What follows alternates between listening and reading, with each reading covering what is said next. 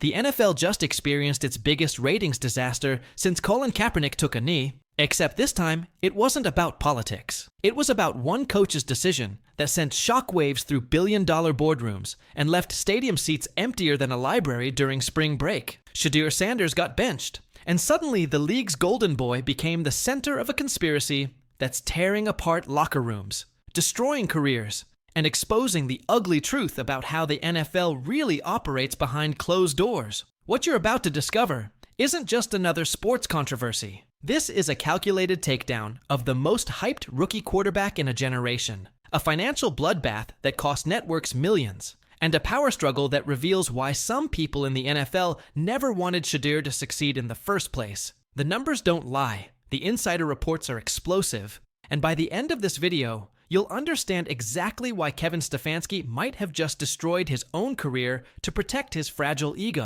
The story starts with the most stunning debut in recent NFL history, spirals into backroom betrayals that would make Game of Thrones blush, and ends with revelations that could change how rookie quarterbacks are treated forever. This isn't just about football anymore. When Shedeur Sanders stepped onto that field for his NFL debut against the Carolina Panthers, something unprecedented happened. The kid who fell from a projected top 5 draft pick to the 144th overall selection suddenly became the most watched preseason quarterback in a decade. 2.2 million people tuned in specifically to see if he could prove 31 teams wrong. The numbers were staggering, the hype was real, and for one glorious afternoon, it looked like the Browns had struck gold. But that was just the setup for the most brutal betrayal in recent sports history. Fast forward to the game against the Eagles, and everything changed. Without warning, without explanation, Joe Flacco was trotting onto the field like it was 2012 again. The stadium atmosphere shifted instantly from electric anticipation to confused murmurs, then to outright anger. Fans who had bought tickets specifically to see Shedeur's development were suddenly watching a quarterback who looked like he belonged in a retirement home commercial. The viewership numbers tell the real story. From 8.7 million viewers with Shedeur starting to 5.8 million without him. That's not a coincidence. That's not a normal drop-off. That's nearly 3 million people who literally said nope and changed the channel. Network executives were reportedly watching their ad revenue evaporate in real time, and the panic was immediate. But the most damning evidence came from Shedeur himself. "I didn't know I was out," he told reporters after the game. Picture this. You're preparing for the biggest moment of your young career. You've done your warm-up, you've mentally prepared for prime time, and then someone casually mentions you're not playing. That's not coaching, that's psychological warfare. What happened next exposed a conspiracy that goes deeper than anyone imagined. The coaching staff's explanation made zero sense from day one. Kevin Stefanski claimed he was protecting Shedeur by keeping him out of potentially dangerous situations, but former NFL stars weren't buying it. Shannon Sharpe, TJ Houshmandzadeh, and Chad Johnson all came forward with the same accusation. The Browns were deliberately trying to break their own player. Think about the timeline. Shedeur has a record-breaking debut that proves he belongs. The very next week, he's mysteriously benched. Then, in the preseason finale against the Rams, he's thrown into impossible situations with third and fourth string players, sacked 5 times, and pulled from the game right before the 2-minute drill. That's not development, that's sabotage. The smoking gun came from insider reports about what was happening behind closed doors. Sources close to the team revealed that Stefanski was reportedly furious about the media attention Shedeur was receiving. The rookie quarterback was getting more press than the head coach, more fan excitement than the established starters, and apparently, that didn't sit well with someone whose authority was already being questioned. Even more explosive were the reports about front office tension. Jimmy Haslam, the Browns owner who personally pushed for drafting Shedeur, was allegedly blindsided by these coaching decisions. This wasn't just about football strategy anymore. This was about power, ego, and a coaching staff that seemed more interested in proving they were in control than actually winning games. But the conspiracy goes even deeper than petty coaching politics, and the financial devastation was immediate. Within hours of the benching decision, the Browns' merchandise operation went into full panic mode. Shedeur Sanders jerseys, which had been flying off the shelves since his debut, suddenly started coming back like boomerangs. One team store employee described it as Black Friday in reverse, with fans literally demanding refunds for gear they'd bought specifically to support the rookie quarterback. Season ticket holders weren't staying quiet either. The Browns' customer service lines were flooded with angry calls from fans who felt betrayed by the organization's handling of their most exciting player in years. Corporate sponsors, who had been banking on the Shedeur Sanders marketing machine, started making nervous phone calls about their investments. The ripple effects hit every corner of the NFL's revenue streams. Fantasy football leagues were in chaos because millions of players had drafted Shedeur based on his explosive debut, only to watch their lineups collapse when he was mysteriously inactive. Sports betting companies had to scramble to adjust odds and deal with confused customers who had placed bets based on false information about who would actually be playing. Network executives were reportedly holding emergency meetings, trying to figure out how a preseason game with a specific player could draw over 2 million viewers, while games without him barely cracked 1 million. The advertising implications were staggering. When your entire promotional campaign is built around showcasing the future of the franchise, and then that future is sitting on the bench in street clothes, someone's getting fired. Amazon Prime, which had been heavily promoting NFL content featuring rising stars like Shedeur, suddenly found their content strategy in shambles. Streaming platforms had invested millions in programming designed to capture younger demographics drawn to exciting new players, and the Browns had just torpedoed their biggest draw. But the media explosion that followed made the financial chaos look like a minor disagreement. Skip Bayless, who rarely agrees with anyone about anything,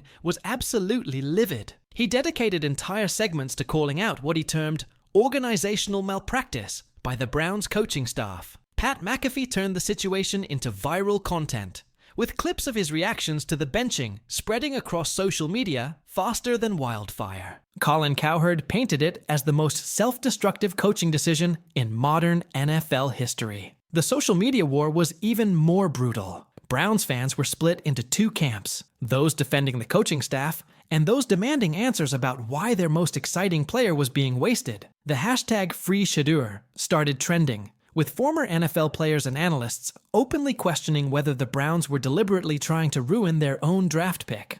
But the most explosive reaction came from Shedeur Sanders himself. Shedeur's father, who had remained relatively quiet during his son's transition to the pros, started posting cryptic messages about knowing your worth and not staying where you're not appreciated. For those who understand NFL politics, those weren't just fatherly advice posts, those were warnings. Shedur's influence in football circles is legendary, and when he starts questioning an organization's treatment of his son, other teams start paying attention. Rumors began circulating that if the Browns didn't start properly utilizing Shedeur, Coach Prime might start making some very public statements about the franchise's dysfunction. The media-feeding frenzy reached its peak when former NFL players started openly questioning whether this was part of a larger pattern of the Browns mishandling talented players. The organization that had already burned through multiple promising quarterbacks was now being accused of deliberately sabotaging another one. But to understand why this controversy became so explosive, you have to go back to draft day and uncover the conspiracy that made Shedeur's fall from grace possible in the first place. The 2025 NFL Draft was supposed to be Shedeur Sanders' coronation. Projected as a top 5 pick by every major analyst, he had the pedigree, the stats, and the star power that NFL franchises dream about. Then something strange happened. Team after team passed on him, citing concerns about character and distractions that never seemed to be clearly defined. Behind closed doors, the real reason was more sinister. Multiple sources revealed that teams were genuinely worried about what they called the Sanders Circus, not because of anything Shedeur had done wrong, but because his success would inevitably draw massive media attention, and some organizations prefer to operate in the shadows. The irony is delicious. Teams were afraid of the very thing that makes players valuable in the modern NFL, the ability to generate buzz, sell tickets, and drive ratings. They wanted the talent without the attention, the performance without the personality, and when they couldn't separate the two, they decided to pass entirely. But here's where it gets really interesting. The draft day drama actually boosted NFL ratings by 40% for the second day, specifically because people were tuning in to see how far Shedeur would fall. The league was making money off his humiliation, setting up a storyline that would generate content for months. The Browns, desperate for any kind of positive attention after years of disappointment, saw an opportunity. They could draft a potential franchise quarterback in the 5th round, generate massive fan excitement, and look like geniuses if he succeeded. What they apparently didn't consider was what would happen if their coaching staff felt threatened by that success. The 144th pick that brought Shedeur to Cleveland wasn't just a draft selection. It was the setup for a power struggle that would expose the worst instincts of an organization that can't get out of its own way. And nowhere was that dysfunction more obvious than in what started happening inside the Browns' locker room.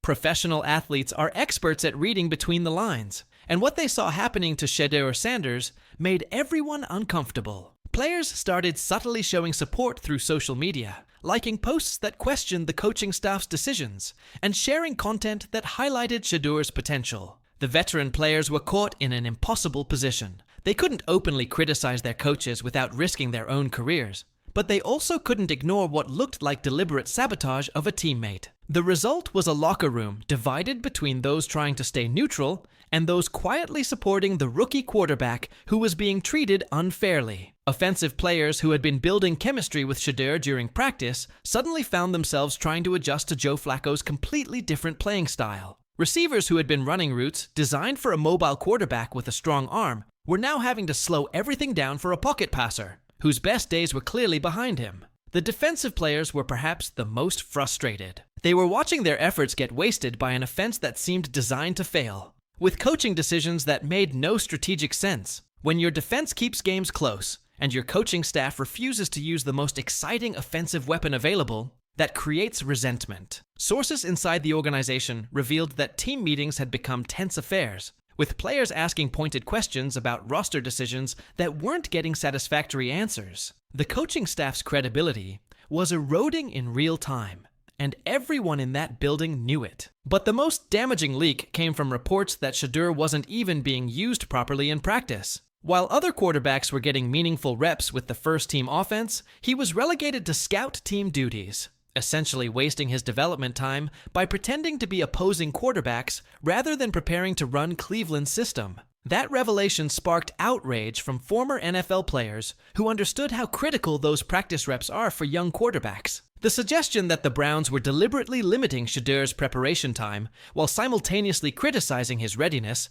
was the kind of organizational hypocrisy that destroys team culture. And the business implications of this dysfunction were about to get much worse. The NFL's marketing machine had been built around the assumption that young, exciting players like Shedeur Sanders would be featured prominently in games and promotional content. When teams started benching their most marketable assets, it created a ripple effect that went far beyond individual franchises. Amazon Prime's Thursday Night Football package had been heavily promoting games featuring rising stars, and the Browns' decision to bench Shedeur during crucial matchups was directly impacting their content strategy. Streaming platforms that had invested millions in capturing younger demographics were suddenly dealing with the reality that the players those demographics wanted to see weren't actually playing. Fantasy football platforms, which generate billions in revenue and drive massive engagement with NFL content, were watching their user satisfaction plummet. Millions of fantasy players had drafted Shedeur based on his explosive debut, and when he was mysteriously inactive or limited, it affected everything from app usage to advertising revenue. Sports betting companies were dealing with their own chaos. Prop bets and player-specific wagers that had been set based on expected playing time became worthless when coaching staffs made last-minute decisions to bench featured players. The integrity of the betting markets depends on accurate information about who will actually be on the field, and the Browns were making that impossible. Other NFL teams were watching this situation with a mixture of horror and opportunity. Front offices around the league started asking the obvious question: if the Browns were going to waste a talent like Shedeur Sanders, maybe there was a way to acquire him before his value was completely destroyed. Trade rumors started circulating almost immediately. Teams that had passed on Shedeur in the draft were suddenly reconsidering whether they could offer the Browns something valuable in exchange for a quarterback who was clearly being mismanaged. The possibility of other franchises benefiting from Cleveland's dysfunction was adding another layer of urgency to an already explosive situation. But perhaps most importantly, this controversy was setting a precedent for how rookie quarterbacks could be treated throughout the league. If coaches could deliberately sabotage promising young players without facing serious consequences, it would fundamentally change the power dynamics between veteran coaching staffs and emerging talent. The implications go far beyond one player or one team. This is about the future of entertainment in professional football, the relationship between traditional coaching authority and modern player empowerment, and whether organizations will prioritize winning or protecting egos when those two things come into conflict. What started as a simple benching decision has evolved into something much more significant. Kevin Stefanski's authority is hanging by a thread, with reports suggesting that ownership is seriously questioning his judgment and decision-making process. A coach who seemed secure in his position just months ago is now facing questions about whether he can be trusted with the franchise's most important assets. Shedeur Sanders, meanwhile, has remained remarkably composed throughout this entire controversy, but his response in the coming weeks could determine not just his own future, but the Browns' trajectory as an organization. If he continues to handle the situation with professionalism, while quietly building support, he could emerge from this stronger than ever. If the frustration boils over into public criticism or demands for a trade, it could accelerate the coaching staff's downfall. The precedent this situation sets will be watched closely by rookie quarterbacks, veteran coaches, and front offices throughout the NFL. The question isn't just whether Shedeur Sanders will succeed in Cleveland, but whether the league will tolerate organizations that deliberately undermine their own players for petty personal reasons. What we've witnessed isn't just a sports controversy, it's a case study in how ego, insecurity, and poor leadership can destroy potential greatness. The NFL has always been a business, but rarely has the tension between entertainment value and coaching authority been so starkly exposed. The numbers don't lie, the insider reports are damning, and the financial implications are staggering. Whether this ends with coaching changes, player trades, or organizational restructuring, one thing is certain. The way the Browns handled Shedeur Sanders has already changed how the entire league thinks about rookie development and media attention. The only question now is whether they'll learn from this disaster before it's too late to salvage what could have been a franchise-changing partnership.